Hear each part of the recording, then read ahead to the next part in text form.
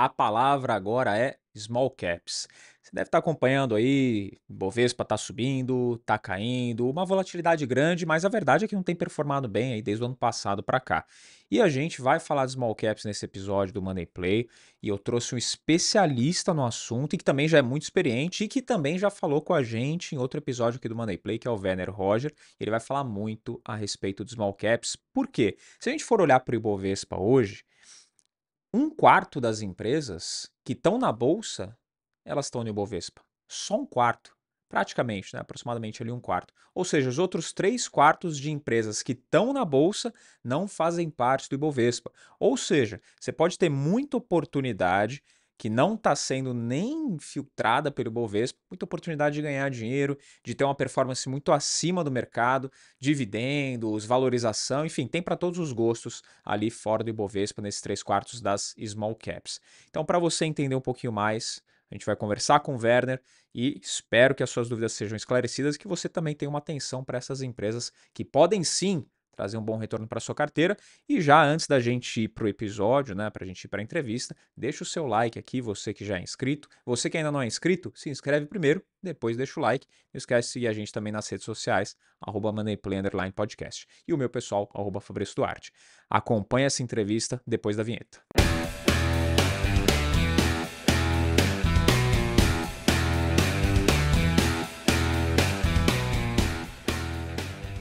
Estamos aqui com o Werner Roger, sócio fundador e CIO da Trigo no Capital, e ele já participou aqui do Money Play, lá no nosso episódio 47, então se você quiser assistir, tá aqui o card aqui em cima, corre lá para ver o que ele falou pra gente. Werner, seja muito bem-vindo mais uma vez ao Money Play. Muito obrigado aí pelo convite, né? Um prazer estar com vocês, o pessoal que não assistiu outra vez. E se não assistiu, assistam, ainda está gravado, né? A gente espera contribuir com as curiosidades, dúvidas, né? O que for necessário aí. Se possível, né? Se a gente tenta responder, às vezes não é possível. A modéstia, né? A modéstia, né?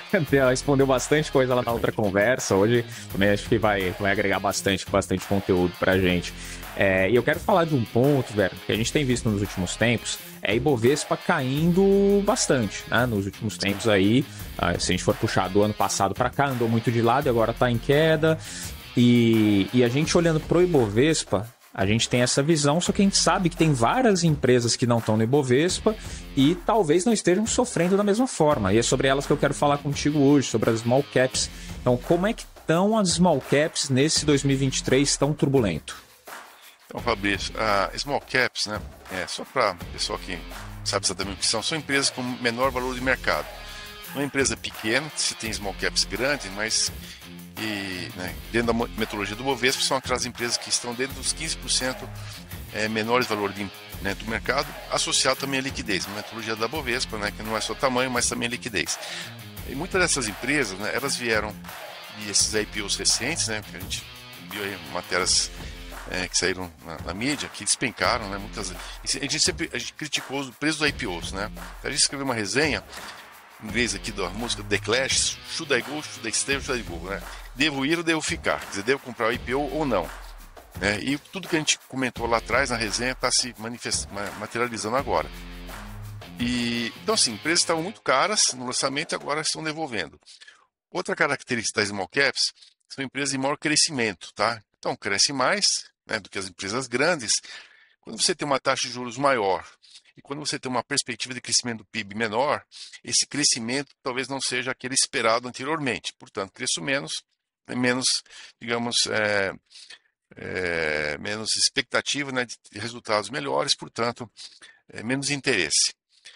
E o terceiro fator, né, como nós tivemos na moda, a nossa bolsa é modismo, né? Tivemos muitas empresas também de chamam pseudotecnologia e muita empresa de varejo consumo e muita empresas de setor de imobiliário, né? De incorporação, as construtoras, né?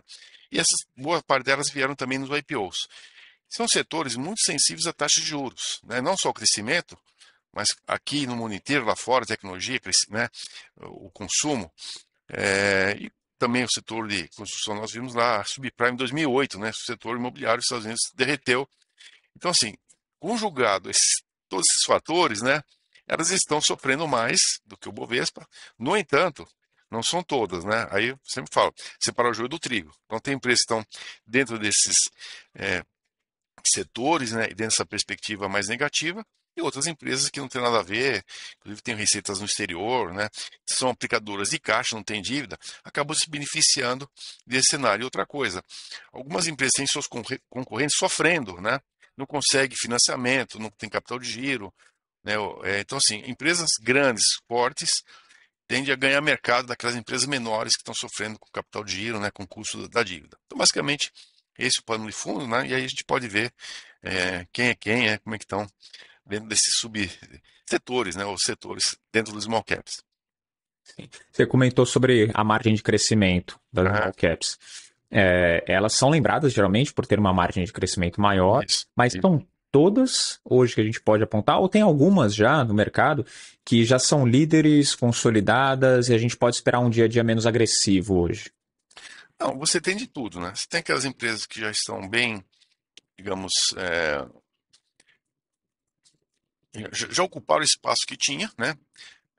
Principalmente, eu digo assim, no setor de commodities. O setor de commodities, ele é muito amplo, né?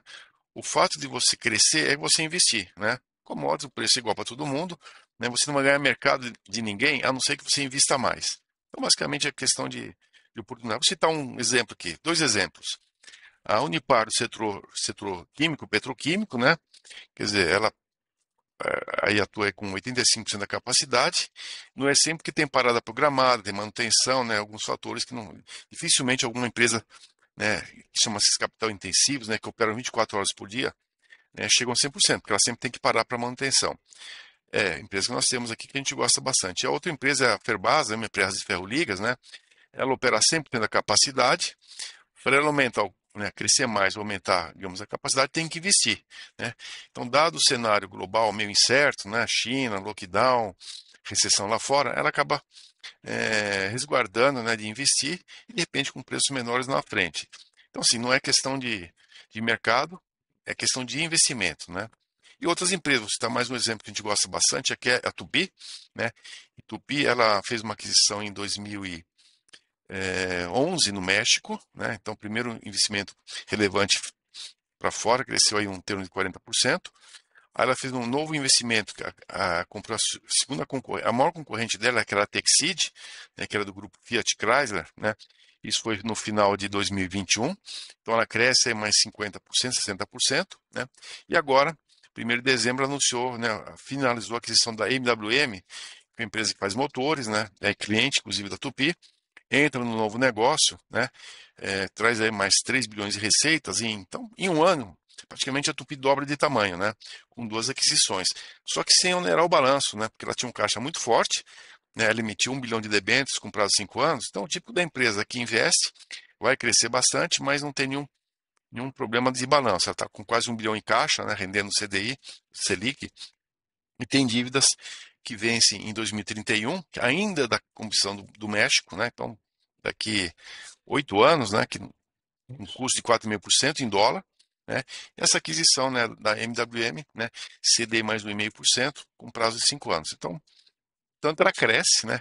É uma small caps, dobra de tamanho, mesmo nesse cenário turbulento. Então, assim, então tem de tudo, né? Então, empresas realmente, cada nicho, a gente gosta muito de nicho. Então tem que entender a particularidade da empresa, né, do mercado Hum? e do momento se é de investir ou não. Sim. Bem o que você falou, né? Independente do momento, tem as empresas que estão mal, vão Sim, acompanhar o momento, e até um sim, pouquinho pior, e tem aquelas que vão performar bem, vai depender muito do setor e da gestão perfeito. da empresa também, né? No fim Sim, das sim, contas. sim. Eu ia perguntar sobre o cenário internacional, você comentou de Ah, China, a gente está vendo um cenário de crise internacional, é. como que isso impacta as nossas small caps aqui? Tá, então vamos relembrar aí, são talvez 5 fatores importantes, né? Agora, quase um ano atrás, né, fazendo aniversário, acho que semana passada, começou a crise da Ucrânia, ou guerra da Ucrânia, ou guerra, como se chama, né? Isso Hum, causou problemas na Europa em relação à energia, né? Então a energia disparou, o preço do gás, da energia, petróleo, tudo, né, o custo todo subiu, e as incertezas que você tem dentro da Europa, né, uma guerra ali, um conflito no seu quintal, muito próximo ali, né, dos demais países aqui da Europa Ocidental. E isso continua. Então a gente olha, passou um ano, não houve nenhuma perspectiva de acabar essa guerra ou escalar, né? Ela vai um pouquinho mais para cá, um pouquinho para lá, né? A Ucrânia avança, depois se retoma. Então, assim, só que, Fabrício, me parece estar mais escalando do que reduzindo, né? Porque agora, Estados Unidos, vou fornecer tanque, Alemanha, vou fornecer isso, né? Inglaterra também, e o Putin reage. Como é que ele reage? Se aproximou da China, né? Acabou sendo abastecido por drones do Irã, drones também da Coreia do Norte, né? Está tendo uma movimentação de armas nucleares, né, na Bielorrússia, que também é ali do lado. Então, ele não está quieto, né? Ele está inquieto. Na verdade, ele está vendo esse movimento, né, da OTAN, e aí ele acaba reagindo. Então, a tendência, eu não sei se é piorar, mas está escalando, né? A gente não sabe o grau. Aí veio a questão do, né, ainda por fatores, eu digo assim, ligados na pandemia, lá de trás. Então, houve um choque de oferta, né, de várias cadeias de produção. Primeiro foi o petróleo, depois os semicondutores, né, algumas matérias-primas, o gás, a energia. Quer dizer, todo mundo inteiro está sofrendo com inflação, exceto a Ásia. A Ásia está ok. Então, a Europa e os Estados Unidos com inflação muito alta, os bancos centrais, né, o Fed e o Banco Central Europeu subindo taxa de juros por conta da inflação. E assim, e tem reduzido pouco, né? Eu digo que essa inflação é mais inercial do que é reativa, né? Estados Unidos com o mercado de trabalho aquecido, muita gente ainda recebendo sem trabalhar, que nem aqui no Brasil, né? Teve aquele ajuda Brasil. E aí, puxa, por que eu vou trabalhar se eu tenho uma ajuda? Então, assim, Estados Unidos com a força de trabalho ainda assim, com pouca oferta, né? Pressionando, serviços também acaba sendo influenciada, né, por recursos humanos. Serviço tem muito a ver com recursos humanos, né? É, e os Estados Unidos não para de crescer, né? Por incrível que pareça, com tudo isso, não para de crescer. Então, o Banco Central, ele vem, eu tenho que subir os juros, senão a inflação não cai. Agora, aí nos Estados Unidos, surge um novo elemento, que é o tal o banco lá da Califórnia, né? Banco, né, de é, Silicon Bank, O SVB, né? SVB, Vale Bank, agora, hoje parece que é uma notícia que algum banco está comprando, né? Então gerou uma preocupação, né, em todo mundo. Aqui no Brasil acaba repercutindo, né? Algumas empresas de startups até tinham contas lá. A gente não sabe qual o grau dessas perdas, né? E aí surge o Banco Central também, né? Dizer, não, o nosso fundo garantido de crédito que nós temos no Brasil, nós vamos garantir todo mundo. Então, não se preocupe, que ninguém vai ficar com dinheiro, digamos, perdido lá, e aí surge uma compra, né, através de outro banco, regional. Então, parece que resolvemos essa questão aqui. Simultaneamente, parece a questão do Credit Suisse, né, que é o segundo maior banco suíço. Essa questão já começou em setembro, tudo do ano passado, quem se lembra, né, não é de um dia para o outro. Eles tiveram um prejuízo grande com o empréstimo, acho que tem uma empresa chinesa, né, acho que foram 6 bilhões de dólares. Então é uma questão que ela assim não surge da noite para o dia agora, surgiu da noite para o dia lá fora. Isso foi escalando, escalando, escalando, e até que vem o PS, né, com o apoio do governo da Suíça, né, Banco Central da Suíça, compra por um valor meio que simbólico, né, aparentemente resolve a questão do Credit Suisse. Então, surge mais uma preocupação nos Estados Unidos em relação novamente ao setor imobiliário, né? Um desaquecimento do setor imobiliário, né? Nós sabemos em 2008 a causa da subprime foi exatamente esse, né? Os imóveis perderam o valor, né? As garantias, as hipotecas já estavam com valor acima das garantias, né? Digamos acima do valor financiado, e de repente, puxa vida, eu estou pagando um imóvel que custa 2 milhões, eu posso comprar um imóvel parecido por 1 milhão e 200, né? Deixo de pagar, né, eu sou executado, mas no fim, isso que aconteceu. Então, isso foi a subprime. E hoje surge a preocupação também nos Estados Unidos em relação à questão imobiliária, no setor imobiliário. Então, não sabemos a questão da inflação, né? Quando que ela se resolve nos Estados Unidos ou na Europa, e até onde os bancos centrais irão, né, com a sua política agressiva de taxa de juros. Nós vimos que o caso né, o banco aqui da Califórnia, né, o SVB, foi uma coisa que nós aprendemos em 2002 no Brasil, que quando você compra título do governo, né, os juros sobem, na realidade o título desvaloriza, né? Se eu tenho um título que vale 100, né, e ele me rende 5%, né, para me render 5,5%, ele tem que valer 90, né? É o inverso. Então, mesmo né, os juros, mas com uma base menor ele acaba subindo os juros. Então esses bancos, que foi né, o Citibank, o SVB, ele tinha aplicação no Tesouro, né, com os seus depositantes, inclusive ele tinha empréstimos, né, com taxas de juros menores, o juro sobe, né, eu estou financiando os meus clientes, né, com dinheiro que eu vou ter que tomar dinheiro mais caro também, né? O juros não sobe, se o juros é prefixado, puxa, mas o meu funding, né, o meu custo aumentou. Ao mesmo tempo, minha carteira de títulos se valorizou. E isso que causou, né, essa perda de patrimônio, de capital no SVB, e isso aqui não é exclusivo dele. É assim que é no mercado, inclusive no Brasil, tá? Então, quem compra uma NTN que rendia 4,5%, agora rende 6,5%, você perdeu muito dinheiro, né? Porque você perdeu 2%, né, da taxa real de juros, só que se é um título de 20 anos, você perdeu 2% ao ano em 20 anos, você perde quase 40%, né? Mas como é que eu perdi? Não, você podia ter investido no outro título que rende 6,5% por mesmos 20 anos. O teu título está rendendo 4,5% pelos mesmos 20 anos, né? Então, se eu quisesse vender esse de 4,5% para comprar outro, eu vou ter que dar um desconto tão grande, né? Para fazer compensar aqueles 4,5 para virar 6,5. Exatamente. Ó, valia 100, eu vou ter que vender por 60 para me ter os mesmos recursos para comprar outro. Então é isso é assim que funciona, né? Se esse NTN passar a 7,5, 8, 9, 10, já teve lá 17 no passado, né? Você vai ter uma grande perda, né, do valor do título se você quiser vender no mercado secundário. Né? Ah, mas eu não vou vender, eu vou ficar até o vencimento. Tudo bem, você vai ficar o vencimento rendendo 6,5. Né? Só que se você comprar hoje um novo, rende 7,5, 20 anos, você está perdendo 1% ao ano, 20% do que você tem, do que você poderia ter. Então, essa é a tal famosa marcação ao mercado. Então, tudo isso aqui, né, todos esses complicômetros, né, repercute um pouco na gente, né, porque a gente meio que reverbera, né, o que acontece lá em Wall Street, o que acontece na China, né, e na Europa vai bater aqui. China, agora, só para terminar, né, essa última, digamos, crise. A China, ela começou a ter uma caso de Covid, né, porque ela vacinou pouco, né, passado, Uhum. então ela teve um efeito, digamos, retardado, né, das questões das infecções, então a China adotou um programa de, assim, fica em casa, né, então as pessoas não podiam consumir, tinham que ficar em casa, né, menos consumo, menos construção, impactou o setor de construção, no entanto, a China não para de produzir, né, as fábricas, as siderúrgicas, né, pô, esse pessoal vai trabalhar. Então o que acontece? Para não parar as fábricas, né, a produção, e a China não está vendendo no seu mercado interno, ela começa a desdovar. Ela assim, ela vende ao preço que for, não importa se está perdendo dinheiro. Quer dizer, não, é o Queen, assim, o show must go, quer dizer, ela tem que continuar produzindo, né? O show tem que continuar. Não posso parar minha fábrica, né? Não posso desligar uma siderúrgica, pois demora para ligar. Então a China ela começou a soltar excesso de produtos, né, de produção, e o Brasil é um receptor, né?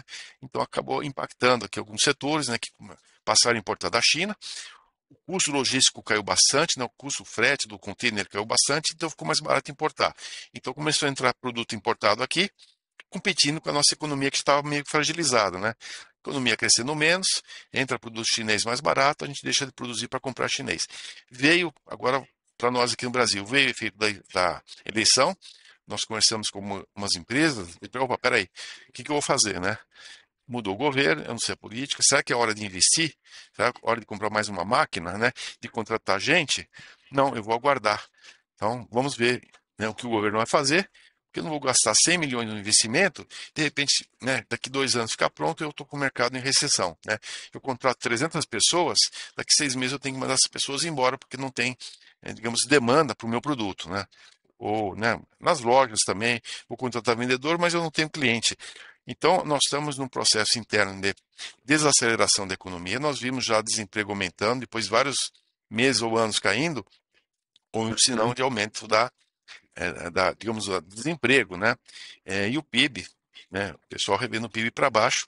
Eu, particularmente, acho que até estamos já numa recessão, tá? Não apareceu ainda, porque existe um efeito retardado. Estamos vendo as montadoras parando, né? Faltava carro, agora está sobrando carro, né? As pessoas não estão comprando, né? Não comprando imóvel. Eu vou assumir um financiamento, não sei se eu vou ter emprego. Os bancos, puxa vida, eu vou dar um financiamento, né? Para comprar um carro imóvel, não sei se essa pessoa vai ter emprego para pagar. Então, os bancos retraem suas carteiras de crédito, as pessoas se sentem intimidadas pelo risco, né, de perder o emprego, ou mesmo necessidade de um dinheiro para emergência, então a economia desacelera, né? Existem setores que continuam, né, indo, né, bem, depende mesmo do mercado interno. Então, tudo isso aqui leva uma cautela em relação a investimentos em renda variável, sabendo que a Selic bateu lá 13,35, acho que foi em agosto, né? Então, Isso. continua. Puxa vida, eu tenho um rendimento razoável, né? 8% acima da inflação, então eu vou me resguardar isso para pessoas físicas, né? Principalmente quem tem recursos, né? O wealth, né? Que chamamos o wealth, o private, as pessoas, né, que têm recursos, né, suficientes para fazer uma grande poupança, e as empresas também, né? Com muito caixa. Quem tem caixa, né? Quem tem caixa, talvez será a hora de preservar meu caixa ou fazer investimento. Não, é hora de preservar o caixa. Então, Fabio, eu misturei um monte de coisa aqui, né? São várias coisas misturadas, né? Mas o mercado ele fica meio tateando, né? Para que lado eu vou, ainda não sabe, né? Quando notícia boa ele anda, quando notícia ruim ele volta. E fora, né, a gritaria entre PT, né, o próprio Lula em relação ao Banco Central, né? Então isso aí só É. prejudica, né? A Simone Tebet e o Alckmin tentando botar panos quentes, né? O Haddad também. Peraí, não é bem assim. Aí vem lá alguém do PT e já a Grace vem lá e abre a boca, não fazer uma passeata. Só complica, né? Aí o Lula vem, a economia tá tudo errado, né? Eu que entendo a economia, os livros estão todos defasados, né? Complica. Então, é muita confusão. É um ambiente muito incerto, né? Você comentou da Selic, que foi mantida pelo Copom da semana Sim, passada, né? E a gente tem uma visão das small caps com os juros, a taxa de juros em 2 dígitos, né? O que perfeito. isso impacta, o que a gente pode esperar das small caps nesse cenário, que já está aí desde agosto do ano passado, né? Então, ah, de novo, a gente voltando, setores sensíveis, né? A crescimento, né? Setor tecnologia, varejo e setor imobiliário, tende a crescer menos, né? Portanto, é, menos, digamos, interessantes para os investidores que buscam crescimento, tipo das small caps, né? Então a gente não vê muita upside nesses setores. Empresas endividadas possam até ter um crescimento, né? Estão tendo, só que num custo financeiro muito alto. Nós vimos várias empresas que o EBITDA cresceu 30%, 40%. No entanto, a despesa financeira comeu todo o teu EBITDA, o crescimento cresceu muito mais e acabou gerando prejuízo, né? Empresa com prejuízo não paga dividendos, né? E aumenta a dívida. Então, portanto, mesmo o crescimento não é o suficiente para trazer o interesse dos investidores, porque não traz resultados. E outras empresas, né, que não têm nenhuma ligação com o Selic, né, taxa de juros, ou que exportam commodities, né, então elas continuam atraentes, né, mesmo nesse contexto de juros elevados, porque são empresas menos sensíveis à taxa de juros. E empresas que Hum. não têm dívida, né, que têm um caixa muito elevado, ganham com a Selic. Então, portanto, também continuam atraentes em relação, né, à taxa de juros, porque não é impactado, pelo contrário, elas ganham com taxa de juros. De novo, então a gente tem que separar joio do trigo. Então, eu diria que 70% do mercado, ou 60%, 70% são aquelas empresas que estão sendo impactadas por juros e crescimento, e 30%, né, das small caps que ainda, né, passam ao largo, estão crescendo, se benefício com taxa de juros, ou a China voltando a crescer, né, sai do lockdown, as commodities se tornam interessantes, né, o preço começa a subir, então tem uma perspectiva, talvez ainda não foi tão evidente ainda, tá começando agora, né, a China está colocou lá na terceira marcha, tem quarta, quinta, sexta marcha ainda para a China vai voltar a crescer, né? E aí as commodities tendem a voltar a subir, portanto alguns setores ainda vão capturar esse crescimento chino. O setor siderúrgico que foi impactado, setor de alumínio que foi impactado, a própria Vale, né, o preço do minério caiu esses dias, foi impactada, né? Então são setores, o próprio Unipar, Petroquímica foi impactada, a Braskem, nós vimos Braskem pela primeira vez com prejuízo operacional, né? Então setores ainda que de carnes também ainda a China talvez não tenha comprado tanto quanto esperado, setores que ainda foram impactados por questão de China, né? Mas nós acreditamos aqui na Trigon que isso vai ser revertido, já nos próximos Uhum. 3 meses, 6 meses, a gente tem uma perspectiva melhor em relação às commodities. Certo. A gente viu também, Werder, no último ciclo de alta, vários Uhum. IPOs que aconteceram, Sim, tá? Muitas empresas abriram capital, isso. e nesse momento que a gente está agora, você consegue enxergar que algumas empresas vão aproveitar para se consolidar no seu setor, comprando competidores menores, estão menos preparados? Perfeitamente, né? A gente vê essa possibilidade, né? Como comentei, as empresas que realmente estão com caixa forte, né? tem capacidade de investir, pode emitir dívida lá fora. Está um pouquinho mais complicado, ficou mais caro, né? O emitir aqui dentro, o mercado fechou. Mais um caso aí da Americana, né? Ele esqueceu de comentar, né? Dia 6 de janeiro. Então, assim, a Americana atrapalhou muito o mercado de crédito, as emissões, as debêntures, né? Então, houve, mesmo lá fora, acabou prejudicando também.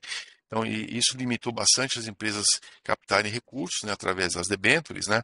E talvez para alongar sua dívida, né, dívida que ia vencer em 2, 3 anos, eu quero que tenha um prazo de 5, 6. Então, você não consegue alongar a dívida. Ou empresas que talvez queiram fazer alguma aquisição, né, se consolidando, puxa vida, mas eu não quero sacrificar meu caixa nesse momento, eu gostaria de fazer uma aquisição com recurso de longo prazo, mas o mercado está fechado, tá muito caro, empresas ótimas, sólidas, nós percebemos que papéis, né, emissores com crédito muito bom, que não foram impactados por questão de creditícia, mas gestoras que sofreram saques, inclusive que tinham americanas, tiveram um desempenho negativo. Então, gestoras que tiveram saques, resgates, elas são obrigadas a vender seus papéis, só que não tem mercado para os papéis menos, digamos, líquidos, que são aqueles com crédito mais fraco. Então, o que ela faz? Bom, eu vou ter que vender de qualquer jeito. Eu vou vender meus melhores papéis, porque ainda tem alguma liquidez. No entanto, muito descontado. O que significa descontado? Com rendimento muito bom para quem compra, né? Então, assim, empresa que quer negociar, digamos, a CDI mais um, está negociando a CDI mais 3, até mais 4. Não é que a empresa piorou, né? Tem gente vendendo, fundos que estão vendendo, mas quem está comprando nesse momento? Porque outros fundos de crédito que comprariam também estão tendo o mesmo problema. Quem acha que compra? São bancos, né? O banco tem crédito, tem um crédito aprovado de 300 milhões com uma empresa X. Eu tenho 200 milhões emprestado. Puxa, surgiu uma debênture aqui de 50 milhões da mesma empresa, rendendo melhor do que o empréstimo que eu dei. Vou lá e compro a debênture, né? Então os bancos acabam entesourando, comprando para suas tesourarias ou para o seu né, área corporativa, e também aquelas famílias abastadas, né, as family offices, né, os wealths, os privates, né. Então, assim, o seu assessor, né, seu gerente, né, puxa vida, olha, fulano, olha esse papel dessa empresa, né? Talvez seja mais interessante que comprar Selic, né? Ou aplicar em CDI, porque você tem CDI ou Selic mais 2, 3, 4%, né? Então, esse público, né, que tem recursos, de repente ele sai de um título público, né, sai de uma carteira, digamos, de um CDB, né, que paga às vezes nem 100% da Selic, e compra um título corporativo. Dentro das gestoras, né, está muito complicado, porque assim, muito resgate, elas têm que vender, né, e não tem quem compre. Aí você tem que depender dos bancos, né, ou esse público ainda que tem recursos, né, disponíveis, que ele sai de um CDB e acaba indo para o título corporativo. Então, tem essa possibilidade. Então, assim, é possível, né, voltando à pergunta, é possível, né, empresas mais fragilizadas, agora precisa encontrar quem tem recurso e quem agora está na. Assim, a bola da vez é quem tem o dinheiro. Olha, o preço é X. E eu, não, mas esse preço X eu não vendo. Meu preço é Y. Aí é negociação até que de repente a corda mais fraca, né? Acaba cedendo. Roeu a corda. Não, eu vou ter que vender porque senão eu vou morrer. Eu vou entrar em recuperação judicial. Então é melhor eu vender por 50 do que 6 meses daqui eu vou ter que vender por 40, né? Então, e Uhum. quem está com dinheiro, ok. Daqui você me procura, né? Talvez o preço de hoje não é mais o preço de amanhã. Né? Então, minha oferta vai cair. Então, Você negociação. consegue Né? citar o exemplo de uma empresa que está nessa posição hoje de compradora, que tem esse caixa, tem essa posição de poder comprar? Eu acho que, né, o próprio Açaí, né, que era ligado ao grupo Cassino, Pão de Açúcar, né, ele acabou agora, né, houve uma venda secundária, né, o grupo Cassino vendeu 4 bilhões, encontrou mercado, né, portanto tinha a empresa que cresce bastante, então de repente, puxa vida, consegui vender. Secundária, assim, o acionista que vendeu, o dinheiro não entrou para ela, né, mas mostrou que tem demanda. De repente, ela achar algum outro pequeno atacadista regional, né, algum supermercado, né, que ela pode transformar, então ela pode, de repente, fazer uma oferta, né? Ó, vou emitir mais uma debênture agora, né? Ou emitir mais ações, né? Ela tem capacidade, né? E aí encontrar algo. Às vezes não é nem empresa de bolsa, né, Fabrício? Pode ser empresa que não tem, uma empresa familiar, está com problema, né, financeiro.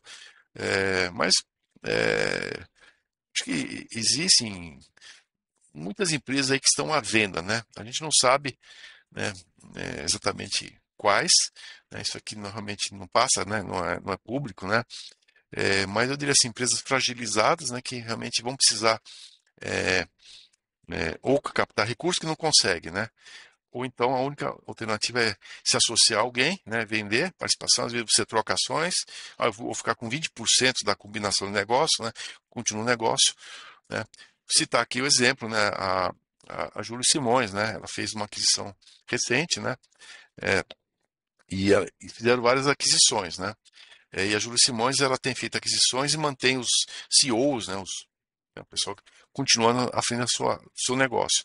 A própria Júlia Simões, né, ela acabou colocando o CEO de uma empresa adquirida, né, como CEO da própria Júlia Simões, né. Então, é um grupo aí que está de olho, né, o Grupo Simpar.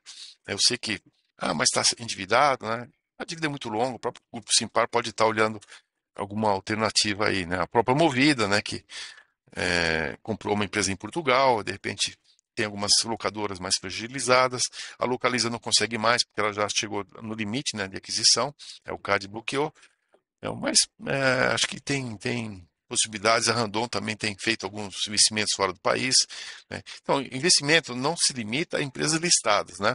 Pode ser Uhum. empresas de capital fechado, empresas lá fora, mas quem tem capacidade de investir. Mas eu não, vou citar um exemplo aqui, não seria um grande, eu ficaria muito feliz. A Unipar, ela já manifestou que tem interesse por uma unidade da Braskem, Hum. que é a unidade de Mauá, que era a antiga Petroquímica União, né? Essa unidade da Braskem, ela vende a nafta, desculpa, ela compra a nafta da Petrobras, não importa, transforma em eteno ou etileno, que é a mesma coisa, e vende para a Unipar, né? Inclusive a Braskem é uma concorrente, mas essa unidade ela vende matéria-prima. Está ali no ABC, onde a Unipar tem uma planta lá em Santo André, próximo a Cubatão. Então a Unipar poderia comprar essa unidade da Braskem, né, ficar autossuficiente na matéria-prima, né, e crescer seus negócios, né? Então, por exemplo, isso poderia ser uma oportunidade. Logicamente, a Braskem precisa vender ativos, né? A gente está vendo aí, precisa desalavancar, e talvez possa vender, né, de uma forma fracionada e não a Braskem inteira. É difícil alguém comprar a Braskem inteira. Mas tem unidade no México, tem unidade nos Estados Unidos, tem essa unidade aqui no Brasil separada, né, ela tem uma planta lá no Rio Grande do Sul, que é a antiga Copesul, né, mas de repente vai ser a forma dela realmente reduzir a sua alavancagem, né, e a Braskem começar, o grupo, né, o Odebrecht, né, que controla, agora a Nova Norma mudou o nome, então ela paga dividendos, né, e o controlador acaba pagando os seus credores, né, que, enfim, ainda são credores lá do grupo Odebrecht, né, ou, Sim. então, basicamente, né, várias possibilidades no mercado. Pode acontecer, né? Vai depender do preço, vai depender do caixa, da empresa, das intenções. Então tem. Eu já ouvi várias vezes o pessoal aqui que foi entrevistado falando, não, pelo preço certo, né? Você compra. Vai ter que encaixar aí os dois lados, né, da O pessoal até negociação. brinca, né, é uma brincadeira que fala, ó, quando o malandro e o otário se encontram, né, sai negócio. Então, eu estou minimizando. Eu não vou falar malandro, não malandro, mas aquele cara que precisa vender. Né? E outro que Uhum. tem dinheiro e quer comprar. Né? A vontade de comer com a vontade, né, que dá fome. Então, você, quando junta a fome com a vontade de comer, e você tem o recurso, ó, tem aqui o alimento, tem o dinheiro, pode sair negócio. Então, acho que vai ter muitos é, negócios saindo, né? Talvez o mercado de fusões e aquisições, né? M&A que se chama, que se fala por aí. Uhum. A gente vai ter um mercado mais ativo do que o mercado de IPO. O mercado de IPO está muito fechado. Nesse preço não vou vender minha parte da minha empresa, né? Não vou fazer o IPO porque está muito barato, né? E talvez o mercado de fusões e aquisições esteja mais, digamos, aquecido do que o mercado, né, do IPO, que são os bancos fazem a mesma coisa, né? Banco de investimento, Uhum. a gente faz IPO, mas também faz aquisições, fusões. Então, talvez essa área, né, dos seus gerentes, né, dos executivos estejam de repente procurando, né, justamente, né, aquele cara que quer vender e o cara que quer comprar. Então, você vai combinar os dois, né? E o preço é o que vai definir, basicamente. É. E a gente vai ter também alguns OPAs aí no meio do caminho, oferta pública de aquisições. Assim, eu acho que é um momento bom para quem quer fechar o capital, né? Então, Uhum. porque, puxa vida, o mercado está barato, né? As empresas estão desaquecidas, né? Ou não, os preços estão muito baixos. Então, uma empresa que de repente, puxa vida, eu queria fechar o capital, eu não preciso do dinheiro, não preciso da bolsa de valores, né? Minha ação está muito barata, né? Então, se eu oferecer 30% de prêmio nessa altura do campeonato, né? Talvez os minoritários aceitem, né? Porque de repente, puxa vida, eu não consigo vender uma small caps com pouca liquidez, estão me oferecendo 30% acima do que está na bolsa. Eu vou dar um exemplo aqui, a Energias do Brasil, né? A EDP, né? Olha só, uma grande empresa, né? As ações estão muito descontadas. A EDP anunciou grandes investimentos no Brasil, acho que, sei lá, 40 bilhões, né, no futuro. Por que ela está fechando capital, né, se ela vai investir no Brasil? Porque assim é um bom investimento para ela recomprar as próprias ações. É um próprio investimento, né? Então, como se eu estivesse comprando uma empresa igual a EDP, mas uma empresa que eu já conheço. Eu sou controlador, mas vou comprar para, mas ofereceu, né, 30%, né, de prêmio. E o mercado até reclamou, né? Puxa vida, se reclamou, então por que não compra na bolsa? Se está barato, por que não vai lá e compra, né? Compra mais, você acha que está barato, né? E não compra também, só acha que o preço está. Então, assim, o EDP foi um bom exemplo na Energia do Brasil, que é uma empresa tradicional, está muito tempo no mercado, e viu oportunidade, quer dizer, além dos investimentos que a própria EDP vai fazer através da Energia do Brasil, né? Eu compro a minha empresa principal investir no Brasil, né? Me consolido, fico com 100% dela, e aí essa aqui vai fazer outros investimentos, aquisições. Um exemplo que surgiu, e pode surgir outros exemplos, né? Desde que, logicamente, tenha recurso. E a EDP, né, os portugueses, eles têm recurso, né? A Neoenergia, outro exemplo, de repente vem e faz uma oferta, né? Que o grupo, né, lá de fora tem recurso, né, para levantar capital, né? O grupo Iberdrola, né, um grupo muito grande, espanhol, né? Então, pode surgir oportunidades aí, né, de fechar o capital. Isso é multinacional, né? A gente viu essas levas de fechar o capital, eram multinacionais que fecharam o capital. Vou chutar o nome, a gente não tem posição, já tivemos a Whirlpool. A Whirlpool é um grupo norte-americano, né, que aqui é Brastemp, Consul, né, eles já tinham, além da Whirlpool, que é listada, eles tinham a Brasmotor e a Multibras, também tinha ações na bolsa. Eles tentaram fechar o capital de tudo. Conseguiram a Multibras, conseguiram a Brasmotor, que eram as holdings, e a Whirlpool 2 vezes eles não conseguiram, né? Tentaram, os minoritários se organizaram, não conseguiram. Hoje tem 2% de free float, quer dizer, é pouco dinheiro para fechar o capital, né? Pouca gente que tem ações, de repente, como tentaram com 30% no passado, conseguiram comprar alguma coisa, mas não suficiente para fechar o capital. De repente eles vêm, olha, ofereço 40% dessa vez, né? Se o mercado está tão ruim, puxa, 40% na Whirlpool, né? Eu vou vender, dessa vez eu vou vender, né? Não temos, tá? Estou chutando um exemplo aqui, né? Não é o caso, mas pode acontecer, porque uma multinacional, né? Eles venderam a Embraco é uma empresa que faz compressores, inclusive para refrigeradores, né? Uma empresa, uma das maiores do mundo. Então a Whirlpool do Brasil vendeu a Embraco do Brasil para os japoneses, tá? Então, o negócio que aconteceu no passado, a Whirlpool do Brasil pegou todo o caixa que entrou e pagou tudo em dividendos. Ela mandou tudo para fora, né, para a Whirlpool americana. Né? Então, se a gente olhar aí, especialmente as multinacionais, né, que são listadas, como é a Energias do Brasil, pode aparecer uma oportunidade de fechar o capital. Certo. E com todo esse cenário, Werner, tudo que está acontecendo, tudo que você passou para a gente hoje, para quais ativos, quais empresas que a Trígono está olhando? Quais small caps, principalmente? A gente começou já logo depois da crise, né, da saída da Dilma, né, impeachment, né, a gente estava já com Michel Temer, né, como vice-presidente, mas ia ter eleição, né, estava um ambiente assim que não sabia quem ia ganhar a eleição, né, tinha o Haddad, surgia de repente o Bolsonaro, que era uma surpresa, né, depois não sabíamos, ele com uma base parlamentar muito pequena, né, não tinha praticamente partido, se ia fazer reforma ou não, né, e aí surgiu, né, outras crises, aí já veio a eleição, aí surgiu a Covid no meio do caminho, né, a gente mal saiu da Covid, já veio a eleição de novo, aí tudo esse plano de fundo que eu falei, né, essas confusões todas, então a Trígono, desde o início, nós nos pautamos por empresas que têm as suas receitas, boa parte em dólar, né, que depende muito mais do mercado externo, ou por commodities, ou preços dolarizados, ou com plantas no exterior, né, tem produção no exterior, uma forma, Fabrício, de proteger a carteira. Não é assim, o dólar vai explodir, eu vou ganhar muito dinheiro. Não. Se o dólar subir por conta de problemas locais, né, política, econômica no Brasil, o dólar é uma válvula de escape, né? Era que nem a panela de pressão, aquela válvula, né, antes de explodir a panela, a válvula começa a soltar a pressão. o dólar sobe. E lá fora também, guerra da Ucrânia, né? Eventual conflito com China, Coreia do Norte está sempre aí na pauta, né? Se vai ter mais uma surpresa, né? No próprio Oriente Médio, né? Alguma questão, Israel atacando a Síria, né? Explodindo lá alguma central nuclear, a gente nunca sabe de onde vem, né? É uma nova Covid, né? Uma piora na recessão. Então o dólar, ele funciona não só para o Brasil, mas para fora também. É um porto seguro. Todo mundo, né? Agora o ouro subindo um pouquinho.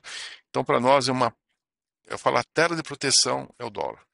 Outra coisa, minha formação, eu trabalhei 25 anos em crédito, fui diretor de risco, passei por todas as crises. Eu comecei em 82, né, naquela recessão de 82. Então eu aprendi que as empresas sólidas, elas tendem a ganhar na crise, tendem a ocupar espaço das pequenas, tendem a fazer aquisições, como é o caso da Tupi comprando a MWM e a Texid, né, que foram oportunidades já de crise, mas que tem um balanço muito forte, né, que não dependem muito de financiamento, de dívida para fazer aquisições e investimentos. Então nós gostamos desse tema, balanço forte, né, empresas dolarizadas e alguns setores que despontam para nós, né, como oportunidade. Eu comentei o que nós não gostamos no momento, mas vou dizer o que nós gostamos. Gostamos de nichos de commodities, exemplo, Unipar, que é cloro, soda e PVC.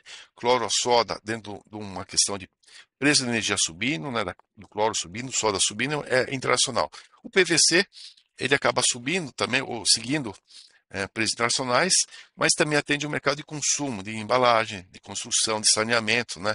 O cloro também para saneamento, a gente gosta da Unipar, o maior grupo da América Latina de cloro e soda, e o segundo maior de PVC. A Braskem é maior de PVC, então a gente gosta do setor caixa líquido, preço em dólar e paga excelentes dividendos. Então é um caso que nós gostamos.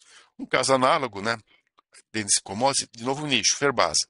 Ferroligas, Ferroligas explodiu com custo de energia, do coque, do carvão, matéria-prima, né? Europa parando a produção, Rússia sendo restrita com o produto de ferroligas, né? A Ucrânia também. Então os preços explodiram, mais do que dobraram. A empresa tem 1 bilhão de caixa, a Ferbasa, paga excelentes dividendos, pagou um yield de 10%. Depende mais de China do que qualquer outra coisa, né? China, Índia, Ásia, não depende tanto do Brasil. E é um nicho, né? Ferroligas, ferro cromo e ferro silício, né? É um nicho que não é aço, não é minério de ferro, é um negócio totalmente diferente. Parece igual, mas né, a dinâmica de mercado é diferente. Tanto que o silício subiu, o ferro cromo subiu e o minério de ferro caiu e o aço caiu. Então você vê que a Ferbasa acaba tendo uma direção oposta, apesar que você acha que é tudo igual. Não é. Então gostamos desses nichos aí, dois nichos importantes. Um outro nicho igual para setores, o agronegócio, né? Então nós gostamos muito da Kepler, né, que é a maior empresa de silos e armazéns, né, do Brasil, tem 40% de mercado. O Brasil, eu digo assim, é o celeiro do mundo e a Kepler é o celeiro do Brasil. E o grande comprador é a China. Então a China acaba estocando aqui no Brasil, né, até você colhe em 3 meses, né, safrinha, é 3 meses de colheita. Só que você embarca em 12 meses, né? Então os navios, as ferrovias, os silos, né, você tem que guardar, armazenar até que você consiga embarcar. No meio do caminho tem a Kepler, né, que ela faz a estocagem, né, não a Kepler, os clientes da Kepler, que compram a Kepler. Então, empresa pagando dividendos, agora para o novo mercado, né, anunciou uma recompra de 10% do capital, né, empresa excelente, está num momento muito bom e com muito caixa. Fez uma aquisição de uma startup, né, muito ligada à tecnologia do agro, e deve fazer, a gente comentou, deve ter no seu radar outras aquisições, tá? Então, e outro setor que a gente gosta bastante, né, o setor de açúcar e etanol. O açúcar no preço recorde, está lá em cima. O etanol sofreu com a questão da desoneração dos combustíveis, né, voltou à oneração. A gasolina já subiu, está subindo, e o etanol acaba recuperando. Só que etanol, Fabrício, o pessoal que nos ouve aqui, lá fora custa 30% mais do que no Brasil, né? Então, quando a São Martinho ou outra empresa, ou a Raízen, exporta, a rentabilidade é muito maior do que no Brasil. Mas por que não exporta tudo?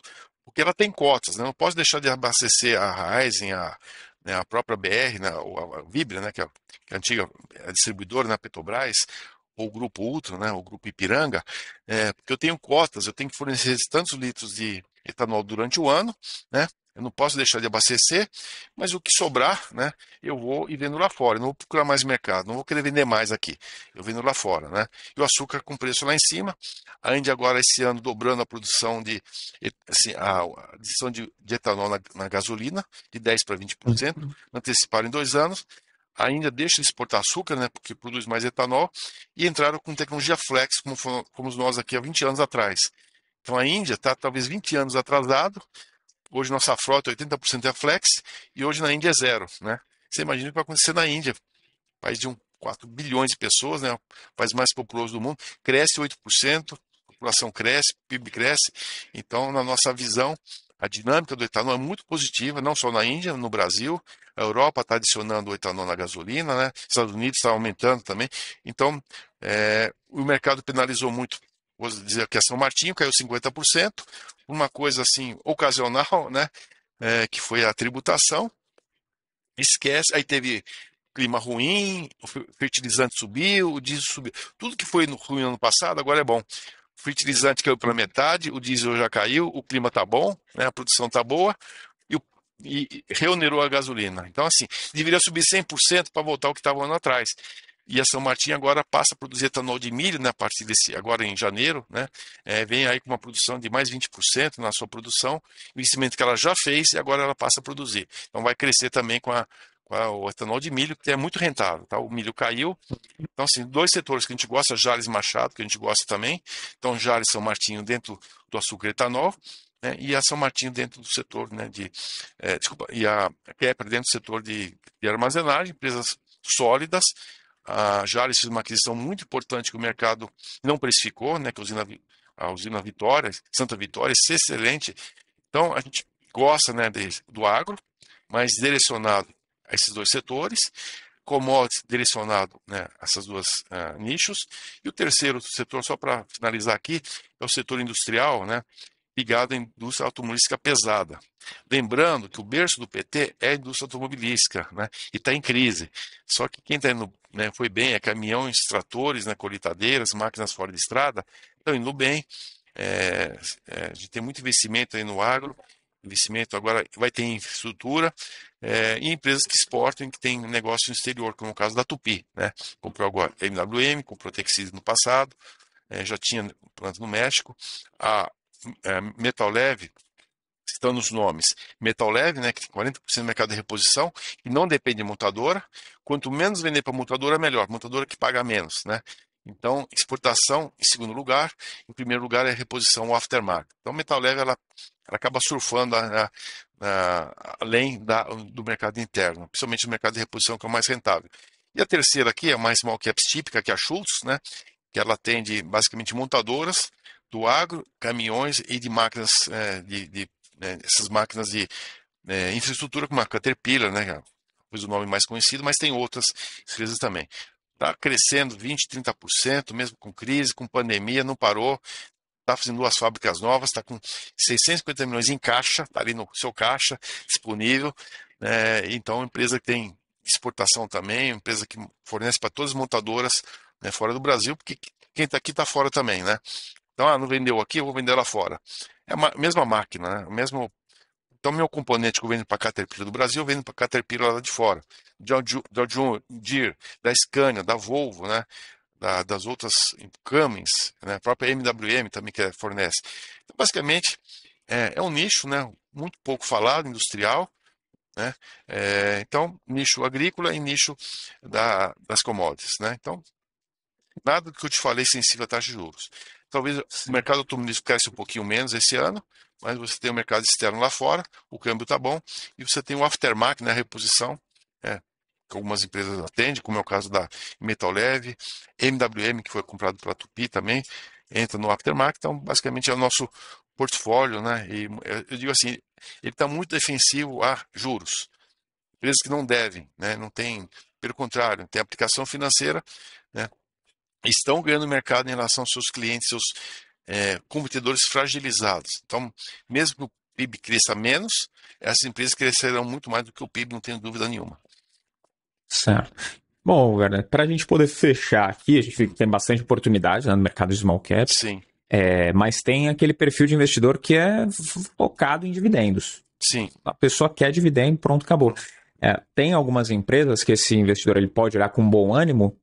Então, essas empresas que eu citei, né? A Kepler pagou aí um yield de 12%, a Ferbasa 10%, a Unipar 15%, né? A Metaleve 16%, né? Então, todas as empresas que nós temos um fundo que chama-se Delphos, né? Yield, que é um fundo focado em dividendos. Então, todas essas empresas que eu acabei de citar aqui, se você olhar no conjunto, na média, né, pague aí 10, 12% combinados de dividendos, né? Quase que na Selic. Se você tirar o imposto de renda, né, do CDI da Selic, se for um fundo, ainda você paga a taxa de administração, você vai ter menos que dividendos. Ah, mas o Delphos paga dividendos? Não. Ele reinveste, né? Então, quando eu recebo 10% de dividendos, eu compro mais. Minha carteira aumenta em 10%, né? Eu vou comprar mais ações, mas você não precisou, sua cota não foi diluída. Quando entra dinheiro, né, aplicado aqui, eu compro mais ações, eu emito mais cotas, né? Então fica 0 a 0. Quando eu recebo dividendos, eu compro ações, mas eu não divido as cotas, né? Então você tem que entender que os dividendos acabam sendo bom para todos, né, que estão no fundo, porque você vai ter mais ações sem ter que dividir com outros, né? Então são essas, digo assim, as principais, né, que nós temos aqui, não só no Delphi, mas nos fundos, né? E na nossa visão, continuarão pagando dividendos. E eu agora adiciono a Tupi, que está na nossa carteira, todas as carteiras, né, dividendos, porque a Tupi pagava dividendos, só com essas duas aquisições que ela fez em 21, agora em 22, né? Já equacionou, já financiou, está com caixa. Então a Tupi ela está apta, ela tem capacidade de pagar dividendos, mais dividendos. Aí tem que ver a vontade, né? Por exemplo, pode estar, não, posso fazer mais uma aquisição, eu posso aumentar meus investimentos. Na hora de investir, crise está aí, né? Crise é oportunidade. Então nós não sabemos, mas sabemos que no longo prazo ela gera lá 1,5 bi a 2 bi de caixa, né? Nesse intervalo, gasta 400 milhões de investimentos, está sobrando entre 1 bi a 1,5 bi, que a gente não sabe o que ela vai fazer. Não tem dívida para pagar. Pode ser aquisição, pode ser dividendos, né? Por isso eu não vou dizer, ó, categoricamente que ela vai fazer aquisição ou pagar dividendos. Pode fazer inclusive as duas coisas, ou mesmo uma recompra. Se eu fosse a Tupi, ela tem um programa de recompra em aberto, mas estava restrita porque o balanço vai sair hoje, tá? Então hoje sai o balanço. Então a partir de amanhã ela pode voltar a fazer sua recompra, né, normalmente, mas como teve aquisições, né, daí estava restrita, né? Puxa vida, não posso fazer aquisição porque né, recompra porque eu vou anunciar um fato relevante. Agora ela está livre, então talvez a recompra seja uma boa oportunidade da própria Tupi comprar assim mesmo, né? Será que tivesse uma outra Tupi igualzinha, eu não compraria assim? Ela comprou Texid, então eu acho que recompra, dividendos e investimentos, eventualmente uma aquisição. Eu acho que essas empresas aí cobrem bem, né, quem procura dividendos, empresa sólida, sem risco de crédito, com muito caixa e com perspectiva de crescimento, né? Se não é esse ano, certamente será nos anos seguintes. Então, eu estou muito confortável com a nossa carteira aqui. Tem outras, mas são as principais. Certo. Muito bom, Werner. É bom ver o otimismo aí, né? Mesmo num cenário de incerteza que a gente enfrenta, tudo que a gente está Né? enxergando por aí, mas para todos os gostos, aparentemente, pelo que você falou, tanto quem quer crescimento quanto quem quer dividendos, empresas que vão ter uma crescente um pouco maior, um pouco menor, mas já consolidadas, talvez comprar concorrentes, tem para todos os gostos aí oportunidades no mercado small caps. Werner, mais Eu uma dou vez, mais um recado, Fabrício, mais um recado, para finalizar. Quem não conhece nossas resenhas, né, são resenhas bastante completas, né, 25, 27 páginas, você pode ler partes da resenha, não precisa ler toda. Então, a resenha desse mês, né, que chama-se Yes, nós temos bananas, né, faço toda um arcabouço aqui da nossa agricultura, do nosso agronegócio. Então, a gente conta como é que está, como é que foi, e o porquê desse título, né, tão inusitado aqui da resenha, né. E eu vou anunciar aqui em primeira mão, né? A próxima resenha é assim, só para vocês aqui, não falei para ninguém, tá? Crise é, e oportunidade, você decide, né? Alguns veem a crise e corre, está com medo, não investir. Outros veem a crise como uma oportunidade, resolvam investir. Não, eu vou aproveitar a crise para investir. Então, logicamente, cada pessoa tem seu perfil, uns mais agressivos, outros menos conservadores. Alguns têm recursos para investir, outros não têm recursos para investir. Eu preciso realmente cuidar da minha poupança, né, dos compromissos que eu tenho. Bom, assim, não existe duas pessoas iguais, né? Não existe um. Apesar que os assessores recomendam a mesma coisa para todo mundo.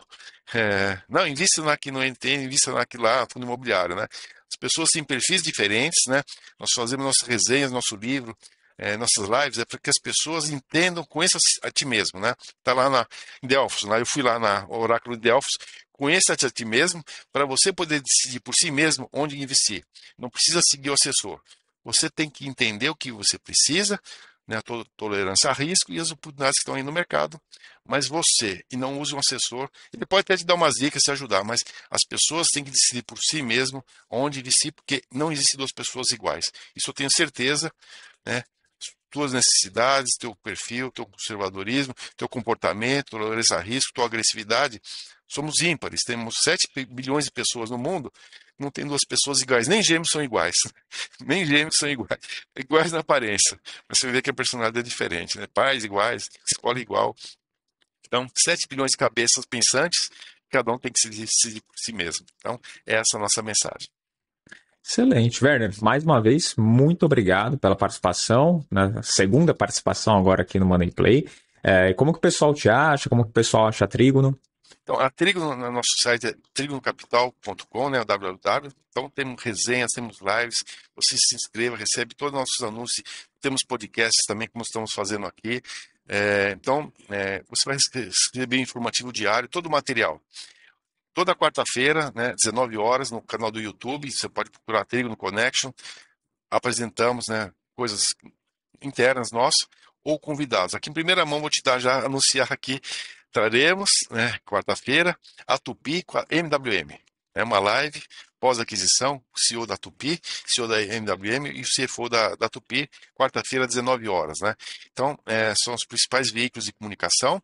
Nosso livro, que não sei se vai dar para ver aqui, né? Aqui, ó, a trigonometria dos investimentos. Né? Então, são 20 capítulos, né? Todas as livrarias, né? Tem e-book também, está na Amazon, tem vários canais, né, de distribuição. Então nós temos 20 capítulos, pegamos parte de resenhas do passado, fizemos 20 capítulos, mas a gente gosta de misturar futebol, culinária, né? Histórias, né? Então coisas realmente que chamam a atenção das pessoas, como foi agora, aliás, nós temos banana, né? Então, assim, empresas, a gente conta, visita a fábrica, contamos histórias de empresas, né? Contamos pandemia, como é que estava, qual era a estratégia na época. Então, assim, é uma leitura agradável. Eu digo assim, é leve, não é uma... O que é EVA, por que os dividendos, né? Por que é ESG, tudo a gente comenta no livro, né? Eu digo, é uma leitura leve, né? Não tem sequência, você pode ler qualquer capítulo, mas para nós é educação financeira. De novo, para as pessoas conhecerem a si mesmo, né? O comportamental, como as pessoas... Hoje, 90% talvez das decisões são comportamentais. 10% é razão, 90% é com o coração, e às vezes o coração te leva para um lugar errado, né? A gente sabe como é massa, como é a manada, como é os assessores, como é os influencers, né? E você acaba seguindo, não a razão, mas o coração, porque você está sendo influenciado pela própria mídia, né? Então é isso. Então, vários veículos, né? Para nós seria um grande, assim, parte da nossa missão, né, é educação financeira. Independente se investir conosco ou não, né, se as pessoas conseguirem racionalizar onde investir, porque investir, eu sei que boa parte vão cair com a gente, quando a gente faz, mas não que eu estou mandando alguém investir, não. Bom, nos conhecer, olha as outras gestoras, outras possibilidades, e de repente, né, mais alguém que vai investir com a gente, tá? Mas Sim. É isso. Tá certo. No fim das contas, o mercado tem que crescer, né? Porque quando a maré tá alta, todos os barcos sobem, né? No fim das contas é isso. Crescer, né, as fatias vão ficar maiores. Talvez tenham mais fatias, mas o bolo, né, a pizza, vai ter para todo mundo e as fatias vão ser maiores. Mas temos que botar massa para crescer primeiro. É isso. Então, vou trabalhar. Mas, Werner, mais uma vez, muito obrigado pela participação. Espero que você do outro lado tenha curtido também todo esse conhecimento que o Werner mais uma vez deixou aqui pra gente. Não esquece de curtir, se inscrever, ativar as notificações também aqui para receber os novos episódios. Werner, muito obrigado pela participação. E obrigado, e fico aguardando o próximo convite, a próxima oportunidade. Todos que nos assistiram também que venham olhar o capítulo 47, né? Sim. Tá lá, e também nas nossas resenhas, né, nossas lives também estão lá no canal do YouTube, no próximo, na própria Trígono, né, nosso site tem todas as resenhas. Ótimo. Obrigado, Werner. Até a próxima. Curtiu o episódio? Então, clica no botão de curtir aqui. De novo, você que não é inscrito, se inscreve, responde as nossas enquetes e eu te espero aqui no próximo Money Play. Tchau!